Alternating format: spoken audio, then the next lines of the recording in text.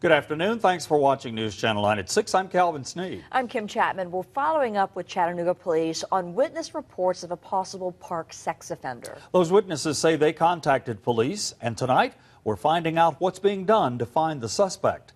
News Channel 9's Betsy Golden joins us now live from Riverview Park with what police are doing to find this man. Betsy. Well, Kim and Calvin, it has been 4 days since those 911 calls were first made, and now things are sort of starting to take action. The Chattanooga Police Department is saying they're stepping up their presence, and a Hamilton County detective is investigating.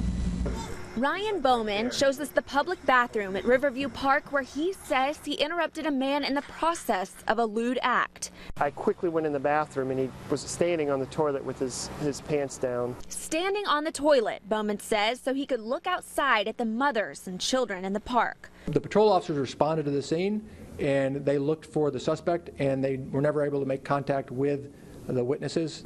The woman who first told us about the incident doesn't believe they tried very hard. They drove by slowly one time. I saw them drive on one street by, and then I was walking toward them to go tell them about it, but they kept going, so I didn't have a chance to talk to them. Today, the Chattanooga police were reassuring, promising more visibility around the park. Initiated some close patrols, some directed patrols to make sure that officers are directed to go back by this area in case there are more incidents like this. In addition, we ran into Hamilton County Detective Mike Cox at the park this morning.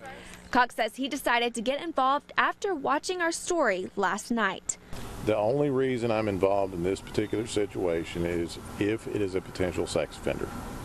If there's not proven that it's a sex offender, then it's a case for the Chattanooga Police Department to handle. There are 554 registered sex offenders in Hamilton County. Cox, along with probation and parole officers, look after all of them.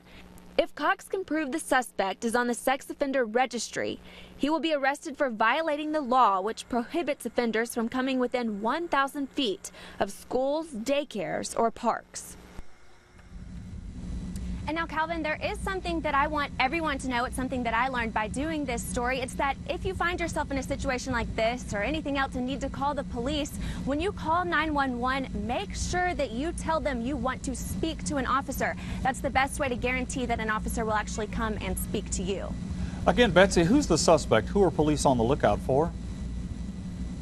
Well, both the witnesses and the police say the man was a short African-American man. He was slightly overweight and had a chubby face. They say he was wearing a dark blue shirt, khaki shorts, and tennis shoes, and that's all we know at this time.